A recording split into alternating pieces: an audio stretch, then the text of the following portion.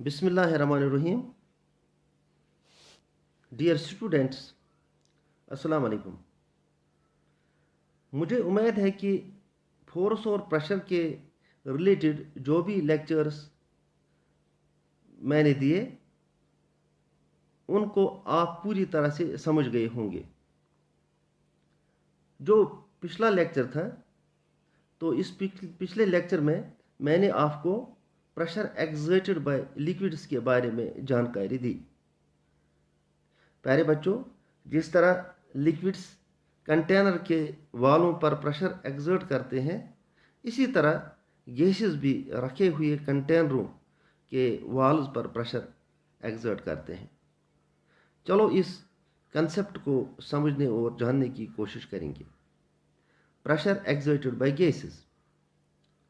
The pressure of A gas is the force that the gas exerts on the walls of its container. When you blow air into a balloon, the balloon expands because the pressure of air molecules is greater on the inside of the balloon than outside. बच्चों, इस शक्ल को गौर से आप देखें। जब आप गुब्बारे में हवा भर देते हैं, जब आप एक गुब्बारे में बलून में हवा भर देते हैं, तो गुब्बारा खुल जाता है और उसकी शक्ल भी तब्दील हो जाती है। तो इससे साफ जाहिर है कि जो हवा का दबाव है वो गुब्बारे के अंदर ज़्यादा होता है बनिस्बत गुब्बारे के बाहर से। मुझे उम्मीद है कि आपने ये कंसेप्ट, ये एग्जाम्पल आपको समझ आई होगी। तो इस कंसेप्ट को दूसरी मिसाल देकर भी हम समझ सकते हैं कि ये गैसेस किस तरह कंटेनरों के वालों पर प्रेशर एक्सर्ट करते हैं। Also we can show by another example that pressure is exerted by gases as when the air filled in the bicycle tire. By using a pump, the tire tube gets hard because of pressure exerted by molecules of air on the tire tube of bicycle. If the bicycle tire gets punctured, air escapes very fast. This shows air has pressure. तो प्यारे बच्चों, इस concept को भी दूसरी मिसाल देकर समझ सकते हैं। जब हम पंप की मदद से साइकिल ट्यूब में हवा भर देते हैं, आपके सामने ये पिक्चर लगी है, आप इस पिक्चर को गौर से देखिए। जो ये साइकिल ट्यूब है, इसमें हम पंप की मदद से हवा भरते हैं।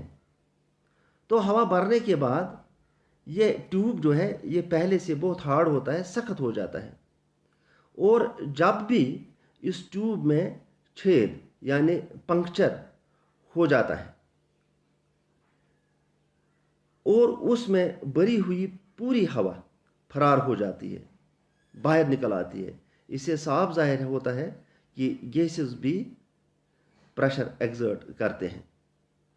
तो प्यारे बच्चों, अब हमने ये बिल्कुल आपने बिल्कुल समझ लिया होगा लिक्विडों के बारे में, किस तरह ये प्रेशर एक्सर्ट करते हैं लिक्विड्स अपने इन कंटेनरों में जिनमें उनको रखा जाता है। और अब गैसेस का भी आपको मिसालें देके इन शक्लों को आप अच्छी तरह से समझ गए होंगे कि गैसेस किस तरह कंटेनरों में कंटेनर के वाल्व्स पे किस तरह वो प्रेशर एक्सर्ट करते हैं। तो प्यारे बच्चों, अब हम एटमॉस्फेरिक प्रेशर को जानने और समझने की कोशिश करेंगे। Atmospheric pressure is the air pressure which is exerted by the weight of air present in the atmosphere. It acts in all directions on the surface of the earth.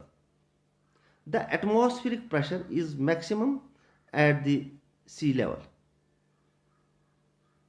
the reason we are not crushed under the atmospheric pressure is that the pressure inside our bodies is equal to the atmospheric pressure and cancels the pressure from outside. तो बच्चों, जो हमारे ऊपर atmosphere का वजन होता है,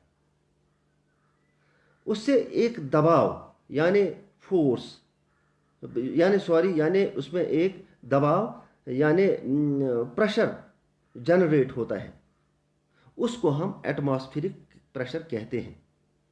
ये जो एटमॉस्फेरिक प्रेशर है, समुद्री सतह पर ये सबसे ज़्यादा होता है। प्यारे बच्चों, इस शक्ल को गौर से देखिए, इससे आपको पूरा समझ आएगा कि एटमॉस्फेरिक प्रेशर क्या होता है। हमारे ऊपर एटमॉस्फेयर का काफ़ी ज़्यादा प्रेशर यानी दबाव होता है, लेकिन फिर भी हम इस प्रेशर के नीचे नहीं दब जाते हैं। इसकी वजह यह है कि हमारे जिस्म के अंदर जो प्रेशर होता है वो उस एटमॉस्फेरिक प्रेशर के बराबर होता है, और ये दोनों प्रेशर्स आपस में ख़त्म हो जाते हैं। तो प्यारे बच्चों, आप अच्छी तरह से आप समझ गए होंगे कि प्रेशर क्या होता है और एटमॉस्फेरिक प्रेशर क्या होता है। तो आज ये चैप्टर जो हम पढ़ रहे हैं, फोर्स एंड प्रेशर, ये इसका लास्ट लेक्चर था। तो आप इसके जो एक्सरसाइज है आपकी किताब में, उनको हम अब अगले लेक्चर में उन क्वेश्चनों को सॉल्व करेंगे, और आपको मैं वो PDF फाइल के ज़रिए से भी इसमें डाल दूंगा। बाकी वसल्लम।